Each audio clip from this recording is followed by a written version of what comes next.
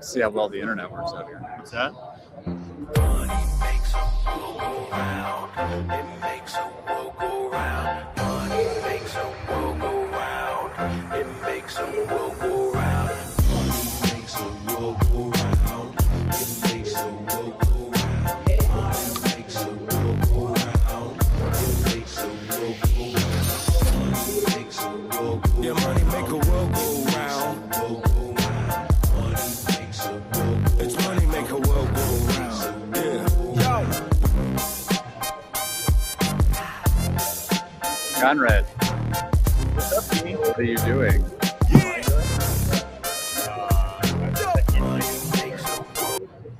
Why? I was just curious because we are live with Office Hours. We are live with Office Hours at ABA Tech Show. We're in Chicago. Great to see you. Great to see you as well. Always fun to meet up with you at various conferences around the world. Even though we were just talking about how nice it was not to see each other for about 3 months. Yeah, look, you got to have a break sometimes. Yeah, you got to have a break. I'm trying to agree on my position. And if you're listening or watching us, we're doing our best here. We're on the expo hall floor, so we have no idea what the sound or video quality is. We did not stress test this because we're scrappy. We're scrappy. And we're so scrappy, the mic is tied to a chair, a folding chair. Yes, we'd love to show you our entire rig here, but we're going to keep it professional and classy. Yeah. And we're here. If you're here at ABA Tech Show and you're watching this, drop on by the booth. We're right around the stage from Theater E. They put us in the back because that's where all the cool kids. That's the action happens. But no, stop by, ask us a question. We'll answer it live on air, and we won't tell anyone who you are. Yeah, free publicity. We're gonna heckle people as they walk by. Yes, we're gonna heckle you. And what else are we doing here? What? So you've been sitting here, you've been talking to folks, you've been meeting people. What's caught your eye that's interesting to you? I think the Startup Alley was at a micro level disappointing. Okay. At a macro level, it was amazingly insightful. Okay.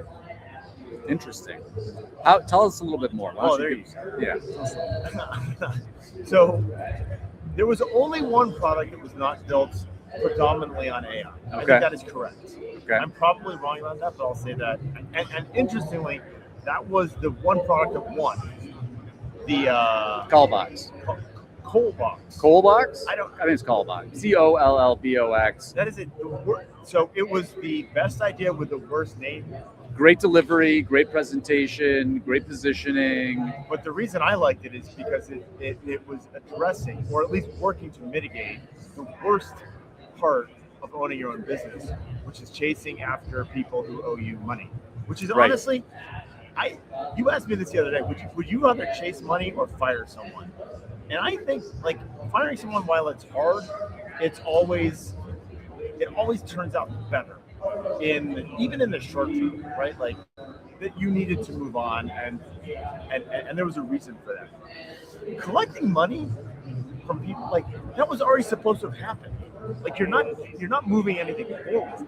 You're just catching up from someone who's 50. Right. And I can't stand it. Like it's the worst feeling as a small business owner, like the people out there who like don't pay, like sit over there. Yeah, and it's a tough thing from a relationship standpoint. It's certainly something that lawyers obviously deal with a lot.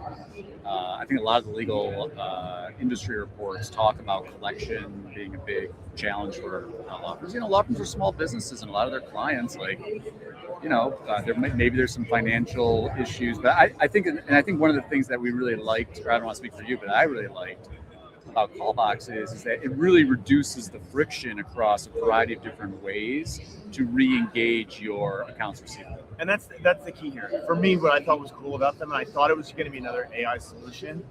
There is some AI in there, but it is a multi-touch, systemic approach to getting paid faster, right? And so it is email, it is phone calls. They have humans.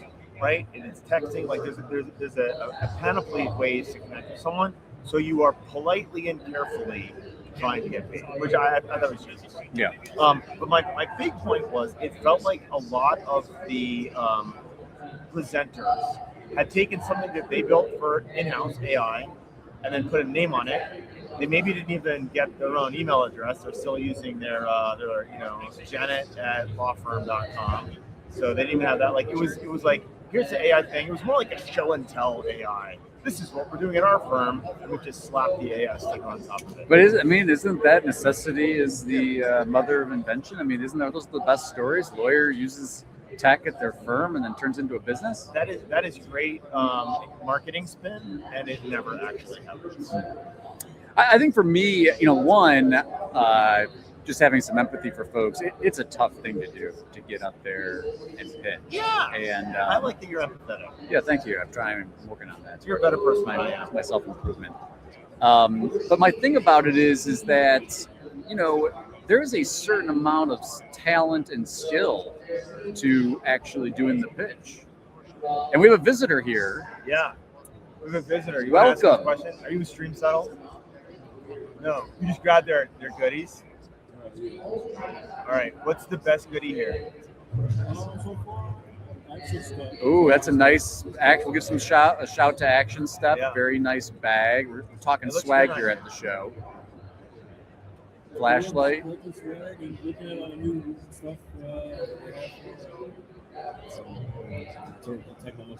Yeah. Anything caught your eyes?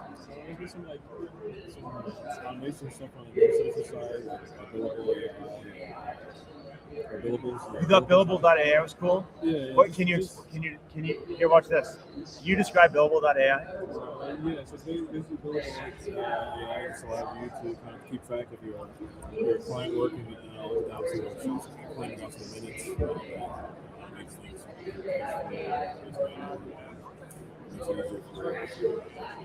All right. One of the most hated things to do in any service business is keep track of your time. Yeah. Thanks for stopping by. Yeah, go get it. So anyway, I was talking Startup Alley, Yeah. and You're being empathetic. I'm being empathetic because it's a hard thing to do. But I think, and I've seen, I've been doing this a long time, and what I've noticed is that the people who have some experience doing the pitch, like they do their companies like much more solid. Now, some founders are just naturally good at it. I think it's good practice in general because if you're a startup, you're going to be pitching not just at Startup Alley. You're going to be pitching. You got to be able to sell that. You got to be able to sell it. So maybe if it's got to be you, maybe you invest in some pitching courses or something.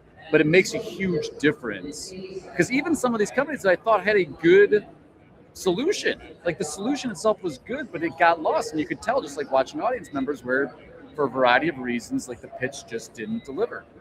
Well, I think there were two different groups at Startup Alley, and it's probably not this simplistic, but you had Startup Alley that was done by trial lawyers, and those pitches were great, and you had Startup Alley that was done by everyone else, and those pitches were not great. And I think what happened, this is a very common problem with presentations. Words on slides. Don't put words on slides. Don't put diagrams on slides. Pictures on slides, and you do the talky part. That's what makes it work. But the busy words on slides, like shoot.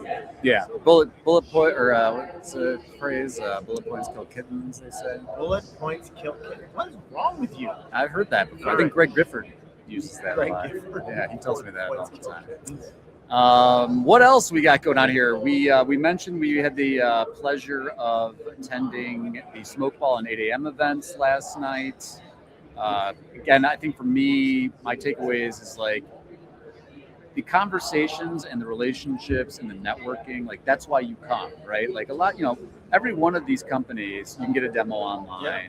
Well, maybe not all of them. I heard it's tough to get a demo at some point. I mean, yes, you can get. I mean, there's Zoom, so everything is doable. Yeah, you can get it on YouTube, but you come here to meet the people, and every time I come, I have at least one conversation that really gets me thinking, and I think especially right now, like there's a feeling, and it's not limited to tech show. You're probably experiencing it at your own firm, of this like, all right, everything seems like AI, and so you're like, all right.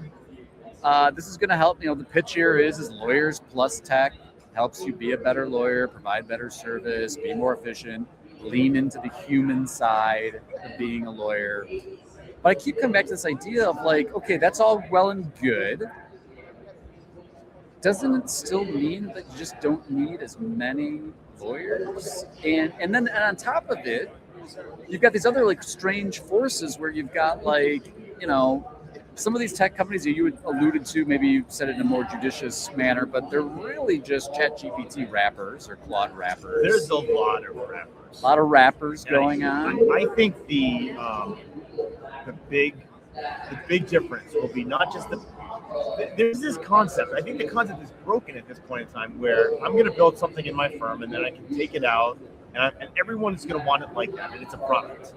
And I think what we're going to see now is you're going to end up with a bunch of bespoke ways to run a firm designed inside the firm, because it is so easy to design and create these things with AI and automation. The ease of the creation. I would not want to be a software developer right now, because I'm watching stuff coming out of law firms that is much more impressive than is coming out of the product people and the software people. Well, and in fact, to your point, and back to like great conversations, we talked to, we'll leave the person anonymous so that they protect their identity, but a team member at one of the parties that we went to last night was talking. Now you just gave away at least one. Yeah, we gave away the company. Well, we didn't give away companies. One of two companies. One of 12 companies. One of companies. Anyway, he's like, yeah, look, he's like, we get requests from our customers all the time for API access because we want to build our own thing, whatever it is, some kind of feature that's built on that tech. And so I think that's for that particular company with a robust API, that's a positive thing for them because they can monetize the API.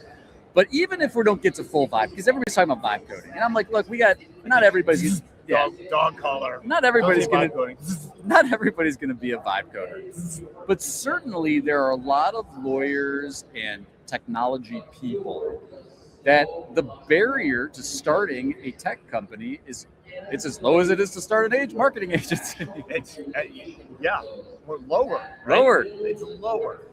And so what is that? You actually don't need any bona fides. Like, you don't need a history. Just do it. So, and then how does that play out when you've got so much money? Anyway, short version for me, and this has been kind of my meme or mantra, but this is like the single most significant technological evolution potentially, and also the single largest hype cycle, because there's so much money and not everybody's going to win this fight. And in fact, it seems like, and you look at what the big players are doing, right? Like Google, they're leaning all into this idea of personalization and context and like your own data and all this kind of stuff. And like, there's just no like this idea of there's going to be like one solution that rules them all. Like, I just don't see it. No, we may be entering into a phase where the vast majority of what is happening is done by a COO who is expert at developing and evolving AI and automation inside a firm. Right. Not taking stuff from the outside and implementing, but building from scratch inside a firm. And maybe I'm wrong. No, I mean, look, think about the paradigm. But it's we're like seeing it. It's like really sophisticated Excel macros or something, like because you can design with your voice, right? Like you just talk to it and build it and revise it, and so it's like, but again, to the analogy that I see is historically, firms, they would build their own Google Sheets or Excel stuff or Word modifiers, which, by the way, there were companies here that were still pitching plugins for Word and Outlook. So there's a market for it. That's where lawyers are at. No, but this is where I think like some of the startup alley, it was like we're gonna make Outlook better, we're gonna make Word better. They're not companies. Those are plugins. They're fixes. They're plugins. There is no business model there. What else have you seen here that's been interesting to you? I took some video, just like, we'll have fun with this. So if you listen to the pod or follow us on YouTube, you'll be able to see. We're going to play a game of what percentage of the companies here. It's basically the pitch is it's either one of two things, right? So it's AI to like run your law firm, I was going to wonder what the other one is. AI to grow your law firm. Oh, sorry. Got it. Okay. There's another message here, an implicit message here. And I'm looking at Intaker. Okay. I'm looking at Lawmatics. Bing, sponsor of the show, Lawmatics. I'm looking at our own little stand here. Beautiful. I think QR there's code. a move to demonstrate size and Totally. stability. Oh yeah, totally. So we went to the art museum. No, not Field Museum. The Field Museum. Beautiful. In Chicago. Love the Field Museum. I'm gonna ballpark. That was a $250,000 ordeal last night. Maybe not. It's that very much. nice. It was very nice. Very nice. There's a desire among the established firms to look more established than they actually are. Not that they weren't, but like. Well, I mean, let's face it; those are two of the bigger players. They're two of the bigger players. Smokeball and there are smaller players here. There are mid-sized players here that are going out of their way to look big. Right. Large teams, large displays. Lunch hour legal marketing. Lunch hour legal marketing is not one of them because we are scrappy. But I think the message is all of this new stuff. Don't worry, we're here, we're big, we're not going away. We've thought all of this. I think that is an implicit message. Given, I mean, we're in a massive room with some massive displays. Well, I mean, 100%. I mean, right. Part of your positioning now is because again, they're getting questions just like we talk about. Can I just build this myself? Can I build my own practice management? Or, you know, why should I choose your industry leader when there's this scrappy startup or this, you know, lower, not as popular tool or well financed or well thought out or security. Right. Security is the one. That's the you hear them. I mean, they're talking about it right now. I think on the stage about how like, you know, you can't. So and the security thing cuts both ways, right? Because it works against the base models, right? So you're like, you position yourself up. You can't upload your client docs to ChatGPT, but you can upload them to our platform. Right.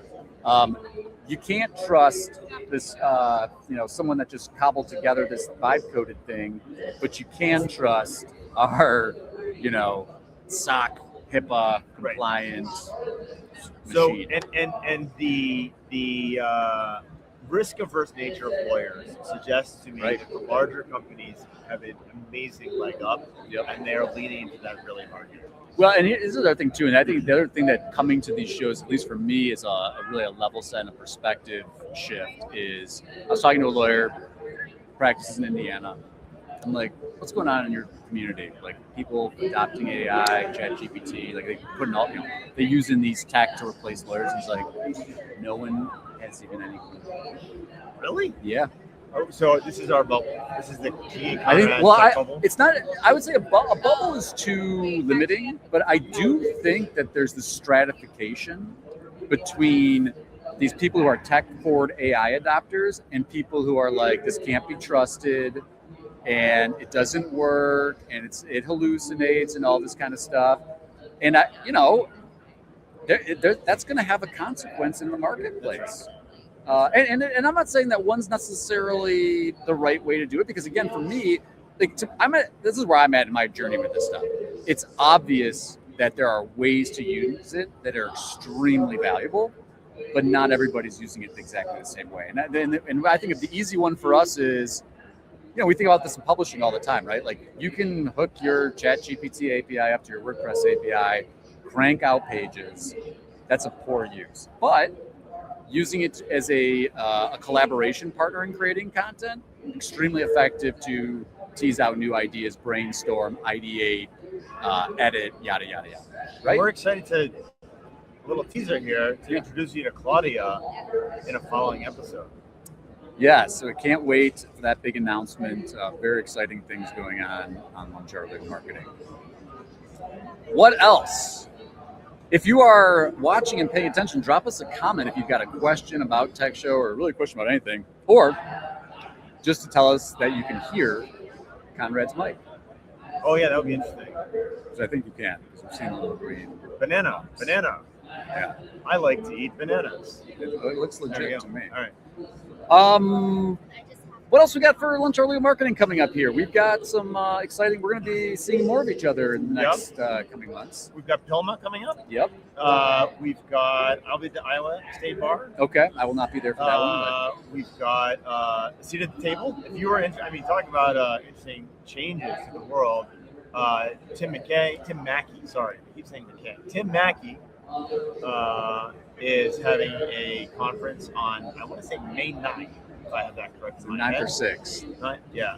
Here, I got my This is called the Seat at the Table. It's talking about MSOs. What's an MSO? Service organizations, and how that applies to the legal market, and bringing in, if you want to learn about how PE may impact this market, if you want to learn how outside money is going to impact legal, this is the place to go. So we will be there. Yeah. We're covering that. We're going to be building probably May 6th in the Baltimore. idea is to build a series, maybe 3 or 4 part series on outside money influence in the legal industry. And we had we did a recent recording with Tim, and I think it's even a bigger topic than just PE to me, because really at the essence of it, it's this idea of non-lawyer, for lack of a better way of saying it, people who aren't lawyers, regular people who aren't lawyers, having an ownership stake in something that's related to the law firm. Because it doesn't necessarily have to be PE. We're seeing there's use cases for MSOs for maybe you've got a key employee that you want to share in equity, but they can't be an equity partner at the firm. They can be an equity partner in the MSO. Maybe you want to consolidate firms. Maybe there's a couple different firms in your area that want to operationally merge in the MSO. And so you've got an MSO that is handling 5 different firms' back office stuff.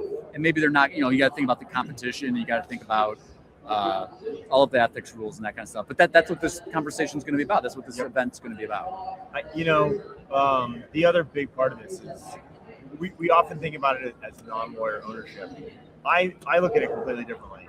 I look at this as being able to bring in high-value talent, really people who are really good at their job outside of the legal industry, and giving them a path into the legal industry. And that is systemically revolutionary. Absolutely. So join us for that event. That'll be a lot of fun. And then, of course, we've got Lunch Our Legal Marketing Summit in August. We're going to toot our own trumpet. Of course we are. And we'd like to share. I know we made some soft announcements. Yeah. But what do we have? What do you want to share? Well, I just got the confirmation that our keynote invite, because remember, we're inviting folks. Yeah. Except for Fry Talks, you can submit a Fry Talk. Yeah. But Trudy M. Law, she's formerly a CMO at Mike Morse's firm, Morse Law Firm, and is currently at George Sink Senior's law firm. Well, we're gonna have some. I wonder how much tea she will spill about the Sink on Sink. Well, I think we'll see. You got to come to the show. We're gonna ask her the hard questions. Yes, and we're also very grateful to the folks who have committed to sponsorship so far. Call Rail. Yep. We've announced Juvo Leads. Yep. We're very excited, and another product that a lot of our clients benefit from, especially in the LSA context, and Lawmatics. Yep. And so we are really, really excited to make those announcements, and we'll keep you updated as we have more announcements to make. But if you're an in-house marketer, if you're a law firm owner, obviously we're biased. Get to Nashville in August. I think it's a really valuable community emerging there. And if you're not, don't come. We don't want you there. Right. Who don't we want at Lunch? We don't want.